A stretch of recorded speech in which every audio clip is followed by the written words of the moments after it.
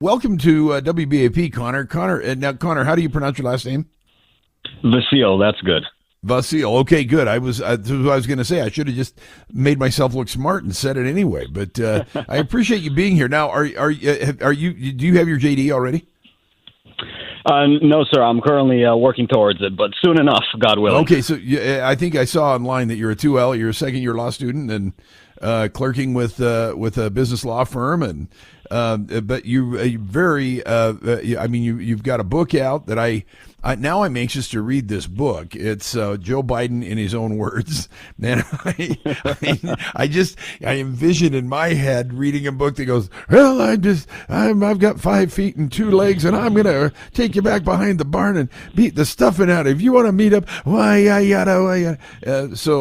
that's kind of what I envision. But tell me about your book, and then let's talk about the inauguration.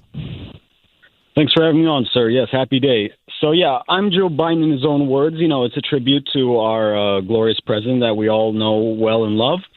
It takes all of his, you said that very tongue-in-cheek, right? Oh, no, absolutely not. Yes, I hope my sarcasm is palatable today. Good. All things considered.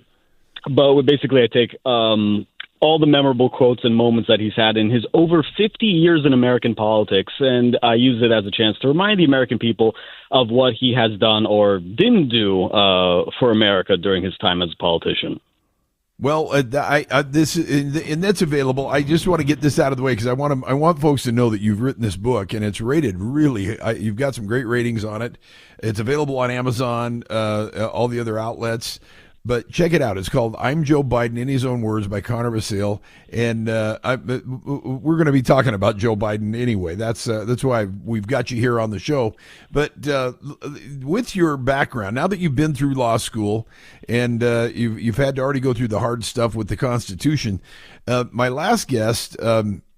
Raven Harrison, we were talking about Joe Biden and what is the potential. She said that his mental state is going to be the crux of being able to reverse all of these pardons that he did with if he's not mentally capable to perform the duties of the job. What are your thoughts on that as an aspiring law student?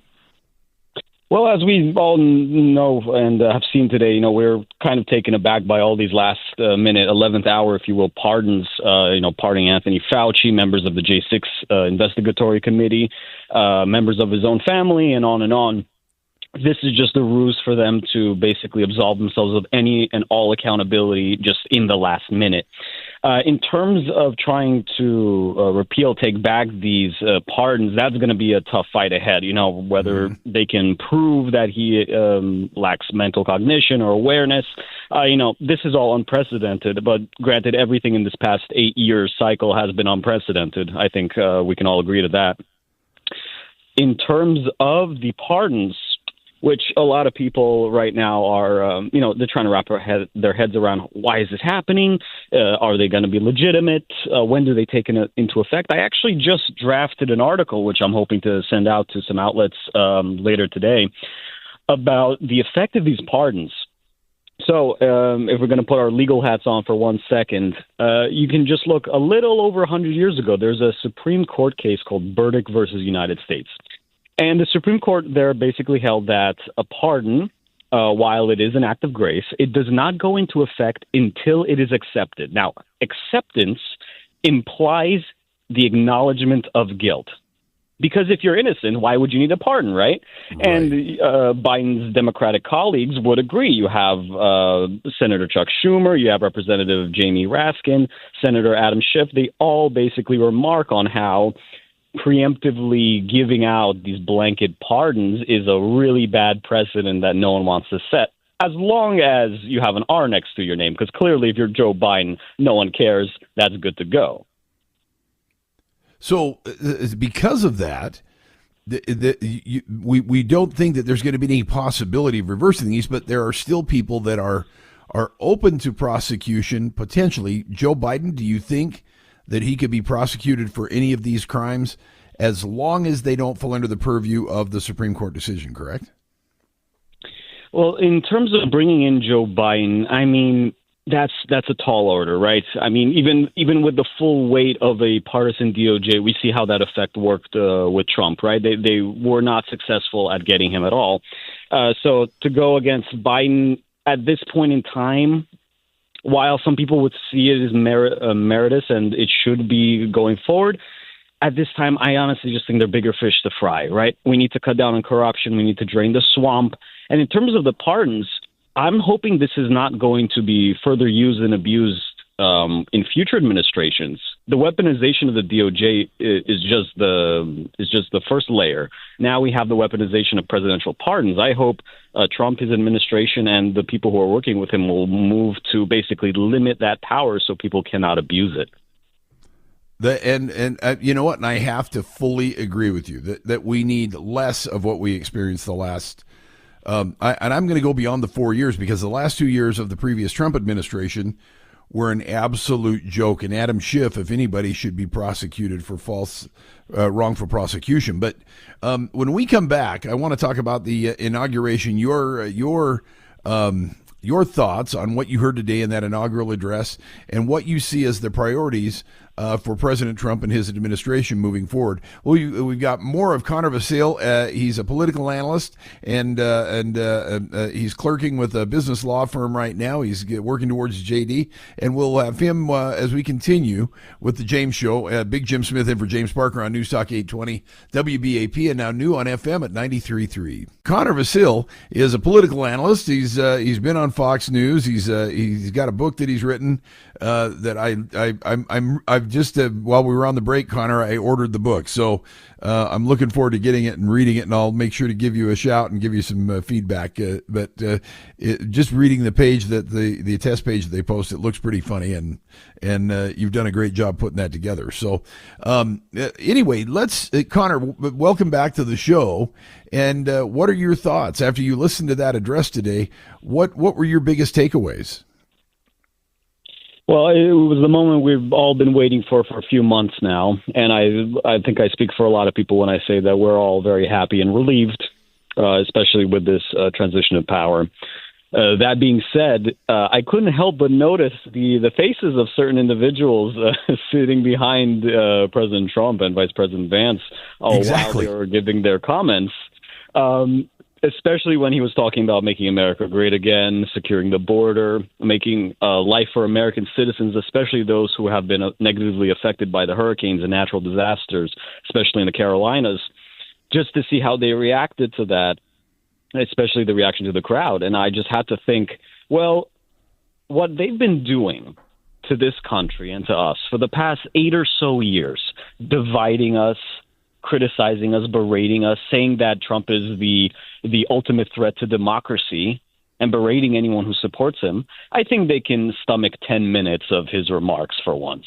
Well, and I was blown away. I was sitting there with my wife and my 2 young daughters, 10 and 11, and we were watching this. And I'm telling we homeschool our kids, and I said, this is your American government class today, and I want you to watch this. And my 11-year-old took copious notes, and then after it was all done, she said, wow, he was really upset about the past president.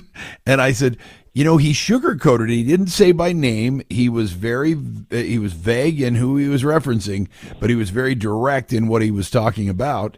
And I almost felt like, as I was watching it, that it was like watching Rocky as he pummeled an opponent, just punch after punch after punch. And I think Joe Biden probably felt a little punch drunk after that first 10 minutes, don't you think? Well, I don't know. I think a bit through that he fell asleep a bit, but hey, who am I to say? Yeah. So, well, I think he did, but Kamala had her sourpuss face. The Clintons, Obama, none of them looked happy. And no matter what he said, no matter what he said, they had to sit on their divisive hands and not recognize or acknowledge something that might be positive for America. But then you're talking about a president that was given a strong border, strong energy policy, everything back in 2021 when he was in the same position. And the first thing he did was get rid of everything that was benefiting America. And now Trump has to go in and get rid of everything that's destroying us. What was your biggest takeaway from that speech? What was the number one thing that you saw that you said this is going to be the best thing for America? Well, it's not only the speech. I would have to also argue that it was the action that was taken immediately after this inauguration. The speech was great, talking about how he's going to support Americans and bring us back, and we're going to be respected once again on the world stage. But immediately after this proceeding, we see him putting troops down at the southern border. That app that the illegal migrants use has been quickly shut down. Yep, the CWP, that's gone. Exactly, just in an instant, in a blink of an eye. And it just goes to show that if they actually wanted to, if they truly cared, they would have. And now we're at the point of transition where hopefully we're going to see all those promises come to fruition, but only time will tell. But in that being said, there's a lot of noise right now about Greenland and the Panama Canal and Canada. And, whether that can be waxed as like a sort of like a brand issue or like a strategy used by Trump just to get people to pay attention, or whether he's serious, that's besides the point. Everything else that needs to be done within, especially these first 100 days, include supporting and building upon our infrastructure, securing that southern border once and for all, deporting violent criminals, and actually making Americans feel that they are respected in their own country. I think if we can get that done with some big strides in the first 100 days, that is going to cement this administration in the books of history. Well, and it's an ongoing joke, and being in the media, and I've had a podcast up until recently, and I finally playing retired, and I ended that. But one of the commonalities is that Americans don't feel like Americans. If you wanted to get good medical care, well, gosh, if I went in and said I was an illegal immigrant, they'd take good care of me and it wouldn't cost me anything. But or if I wanted to have a sex change, or that's in the Kamala Harris thing, the inmates getting sex change operations, or illegal immigrants qualifying for sex change operations. The insanity, Connor, is mind blowing. I've lived through over 6 decades of these presidencies, and this was the most ridiculous, insane thing that I've ever seen out of Joe Biden. Yes, sir. I haven't lived nearly as many decades as you, but I can definitely say you'll get there. You'll get there. I'll get there. But I have to agree with you. This has honestly been a disastrous 4 years, and I honestly cannot imagine if the tables were turned, if we had another 4 years of a Harris-Biden sort of administration at play. I don't think we would have made it economically, socially, or otherwise.